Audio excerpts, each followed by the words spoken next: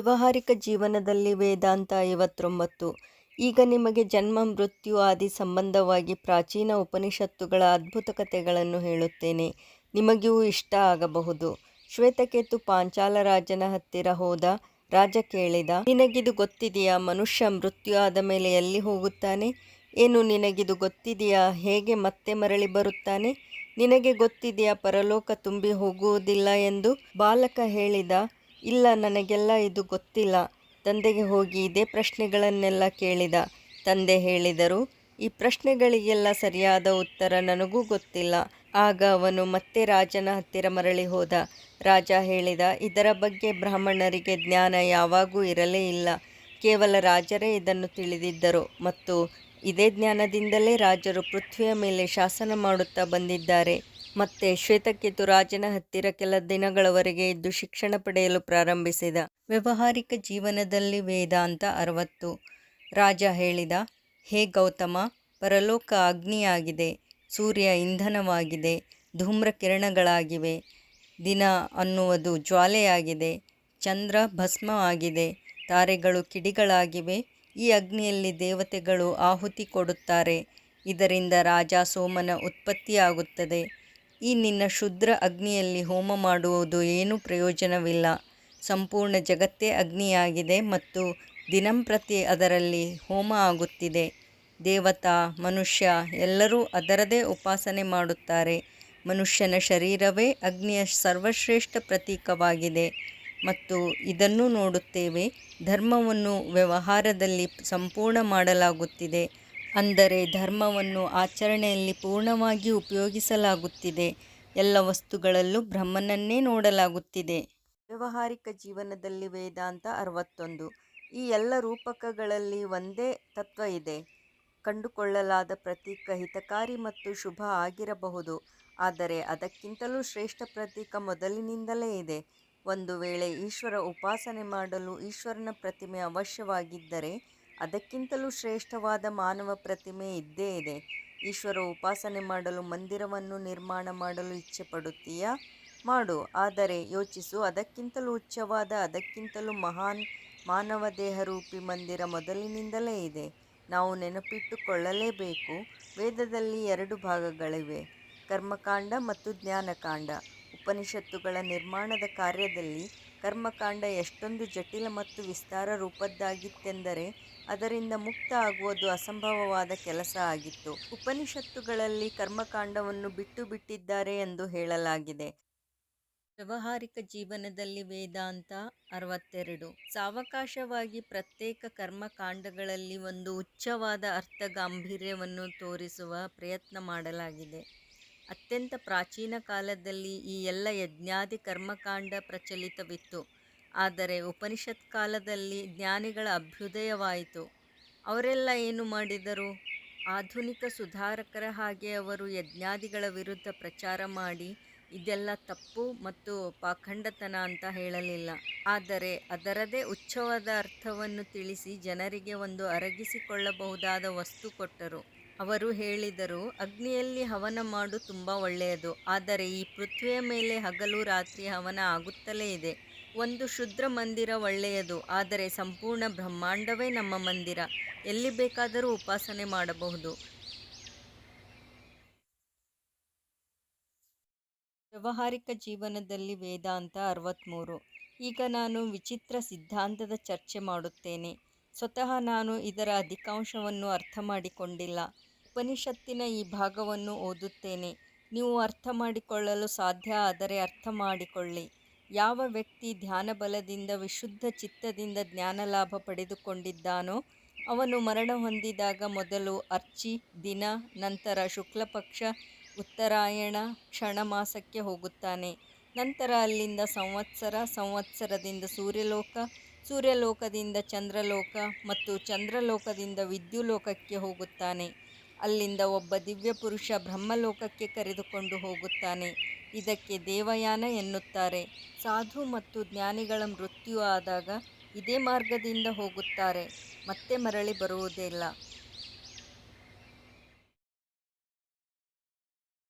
ವ್ಯಾವಹಾರಿಕ ಜೀವನದಲ್ಲಿ ವೇದಾಂತ 64.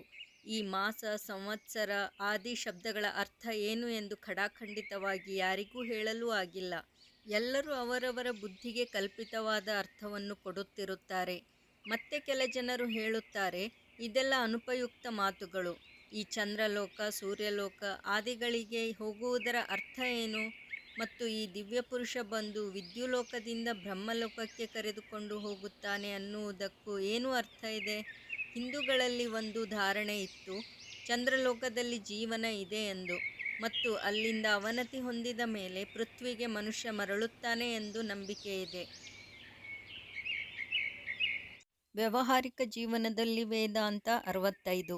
ಯಾರು ಜ್ಞಾನಪ್ರಾಪ್ತಿ ಮಾಡಿಕೊಂಡಿಲ್ಲ ಮತ್ತು ಶುಭ ಕಾರ್ಯಗಳನ್ನು ಮಾಡಿದ್ದಾರೆ ಅಂಥವರು ಮರಣ ಹೊಂದಿದ ನಂತರ ಮೊದಲು ಹೊಗೆಯಲ್ಲಿ ಹೋಗುತ್ತಾರೆ, ನಂತರ ರಾತ್ರಿಗೆ, ನಂತರ ಕೃಷ್ಣಪಕ್ಷ, ನಂತರ ದಕ್ಷಿಣಾಯಣ, ಕ್ಷಣಮಾಸ, ಅದರ ನಂತರ ಸಂವತ್ಸರದಿಂದ ಹಾಯ್ದು ಅವರು ಪಿತೃಲೋಕಕ್ಕೆ ಹೋಗುತ್ತಾರೆ. ಅಲ್ಲಿಂದ ಆಕಾಶದಲ್ಲಿ ಚಂದ್ರಲೋಕಕ್ಕೆ ಹೋಗುತ್ತಾರೆ. ಅಲ್ಲಿ ದೇವತೆಗಳ ಆಹಾರ ರೂಪವಾಗಿ ದೇವಜನ್ಮ ಹೊಂದುತ್ತಾರೆ. ಎಲ್ಲಿಯವರೆಗೂ ಅವರ ಪುಣ್ಯ ಕ್ಷೀಣಿಸುವುದಿಲ್ಲ ಅಲ್ಲಿಯವರೆಗೂ ಅಲ್ಲಿಯೇ ಇರುತ್ತಾರೆ. ಕರ್ಮಫಲ ಸಮಾಪ್ತಿ ಆದ ಮೇಲೆ ಮತ್ತೆ ಭೂಮಿಗೆ ಮರಳಿ ಬರಬೇಕಾಗುತ್ತದೆ. ಮೊದಲು ಆಕಾಶ ರೂಪದಲ್ಲಿ, ನಂತರ ವಾಯುರೂಪ, ನಂತರ ಹೊಗೆ ಮತ್ತು ಮೋಡ ಆದಿಯಾಗಿ ಕೊನೆಗೆ ಮಳೆಹನಿಯ ಆಶ್ರಯ ಪಡೆದು ಭೂಮಿಯ ಮೇಲೆ ಬೀಳುತ್ತಾರೆ ಮತ್ತು ಸಸ್ಯ ರೂಪಕ್ಕೆ ಬದಲಾಗಿ ಮನುಷ್ಯ ರೂಪದವರಿಗೆ ಆಹಾರ ಆಗುತ್ತಾರೆ. ವ್ಯಾವಹಾರಿಕ ಜೀವನದಲ್ಲಿ ವೇದಾಂತ 66. ಮನುಷ್ಯರಿಗೆ ಆಹಾರವಾಗಿ ಅವರ ಸಂತಾನವಾಗುತ್ತಾರೆ. ಯಾರು ತುಂಬ ಸತ್ಕರ್ಮ ಮಾಡಿದ್ದರೋ ಅವರು ಸದ್ವಂಶದಲ್ಲಿ ಜನ್ಮ ತಾಳುತ್ತಾರೆ, ಮತ್ತು ಯಾರು ತುಂಬ ಅಸತ್ಕರ್ಮ ಮಾಡಿದ್ದರೂ ಅವರದು ಅತ್ಯಂತ ನೀಚ ಜನ್ಮವಾಗುತ್ತದೆ. ಕೆಲವೊಂದು ಸಲ ಅಂಥವರಿಗೆ ಪಶು ಜನ್ಮ ಕೂಡ ಸಿಗುತ್ತದೆ. ಪಶು ಮತ್ತೆ ಮತ್ತೆ ಜನ್ಮ ಎತ್ತುತ್ತವೆ, ಮತ್ತೆ ಮತ್ತೆ ಮೃತ್ಯುವಿಗೆ ತುತ್ತಾಗುತ್ತವೆ. ಇದೇ ಕಾರಣದಿಂದ ಪೃಥ್ವಿ ಪೂರ್ಣವಾಗಿ ಖಾಲಿಯಾಗುವುದಿಲ್ಲ ಮತ್ತು ಪೂರ್ಣವಾಗಿ ತುಂಬುವುದೂ ಇಲ್ಲ. ನಾವು ಇದರಿಂದಲೂ ಕೆಲ ವಿಚಾರ ತಿಳಿದುಕೊಳ್ಳಬಹುದು. ಸದ್ಯಕ್ಕೆ ಇದಕ್ಕೆ ಅಲ್ಪ ವಿರಾಮವಿಡೋಣ. ಇದರಿಂದ ವೇದಾಂತದ ಮೂಲತತ್ವವನ್ನು ಅರ್ಥ ಮಾಡಿಕೊಳ್ಳಬಹುದು. ಯಾವುದಕ್ಕೆ ನಾಮರೂಪವಿದೆ ಅದು ನಶ್ವರವಾಗಿರುತ್ತದೆ. ಆದ್ದರಿಂದ ಸ್ವರ್ಗವೂ ನಶ್ವರ, ಏಕೆಂದರೆ ಅದಕ್ಕೂ ನಾಮರೂಪವಿದೆ. ಹೇಗೆ ಈ ಪೃಥ್ವಿ ಅನಂತ ಆಗಿಲ್ಲ, ಹಾಗೆ ಅನಂತ ಸ್ವರ್ಗ ಎನ್ನುವುದು ಸ್ವವಿರೋಧಿ ವಾಕ್ಯವಾಗಿದೆ. ವ್ಯಾವಹಾರಿಕ ಜೀವನದಲ್ಲಿ ವೇದಾಂತ 67. ವೇದದ ಸಂಹಿತಾ ಭಾಗದಲ್ಲಿ ಶಾಶ್ವತ ಸ್ವರ್ಗದ ವರ್ಣನೆ ಇದೆ. ಮುಸಲ್ಮಾನ ಸ್ವರ್ಗಧಾರಣೆ ಇನ್ನೂ ಸ್ಥೂಲವಾಗಿದೆ.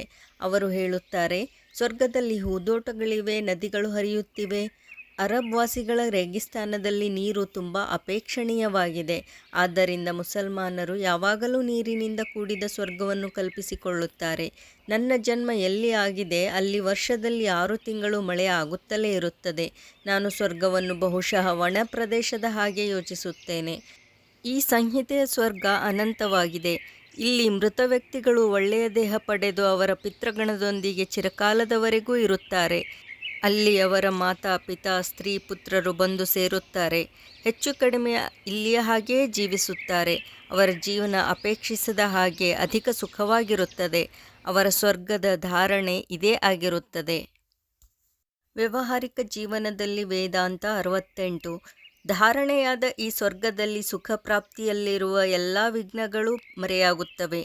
ಈ ಧಾರಣೆ ಸುಖಕರ ಆಗಿರಬಹುದು, ಆದರೆ ಸುಖ ಮತ್ತು ಸತ್ಯ ಈ ಎರಡೂ ಭಿನ್ನ ವಿಷಯಗಳು. ಮನುಷ್ಯ ತುಂಬ ರೂಢಿವಾದಿಯಾಗಿದ್ದಾನೆ.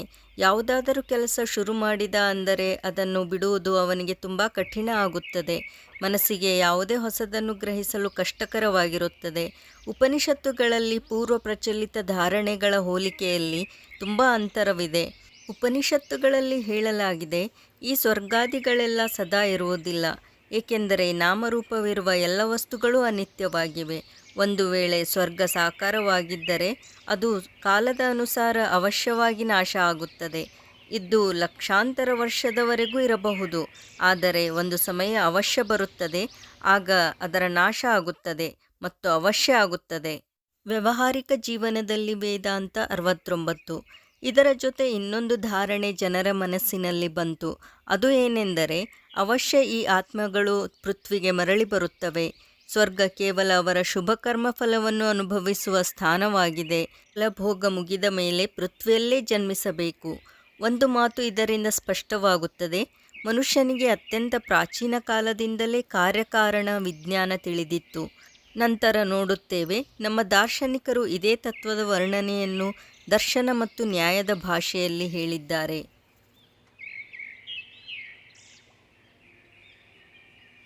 ವ್ಯಾವಹಾರಿಕ ಜೀವನದಲ್ಲಿ ವೇದಾಂತ 70. ದರ್ಶನ ಶಿಶುವಿನ ಹಾಗೆ ಅಸ್ಪಷ್ಟ ಭಾಷೆಯಲ್ಲಿ ಹೇಳಿದ ಹಾಗಿದೆ. ಈ ಗ್ರಂಥಗಳನ್ನು ಓದುವಾಗ ನಿಮಗೆ ಈ ತತ್ವ ಆಂತರಿಕ ಅನುಭವದ ಫಲಸ್ವರೂಪವಾಗಿದೆ ಅನಿಸುತ್ತದೆ. ಒಂದು ವೇಳೆ ನೀವು ಇದೆಲ್ಲ ಕಾರ್ಯರೂಪಕ್ಕೆ ತರಲು ಸಾಧ್ಯವಿದೆಯೋ ಅಥವಾ ಇಲ್ಲವೋ ಎಂದು ಕೇಳಿದರೆ ನಾನು ಹೇಳುತ್ತೇನೆ, ಇದೆಲ್ಲ ಮೊದಲು ಕಾರ್ಯರೂಪಕ್ಕೆ ತರಲಾಗಿದೆ, ನಂತರ ದರ್ಶನದ ರೂಪವಾಗಿ ಆವಿರ್ಭೂತವಾಗಿವೆ. ಮೊದಲು ಅನುಭವಿಸಿದರು, ನಂತರ ಅದನ್ನು ಬರೆದರು. ಸಂಪೂರ್ಣ ಬ್ರಹ್ಮಾಂಡವೇ ಪ್ರಾಚೀನ ಋಷಿಗಳೊಂದಿಗೆ ಮಾತನಾಡುತ್ತಿತ್ತು.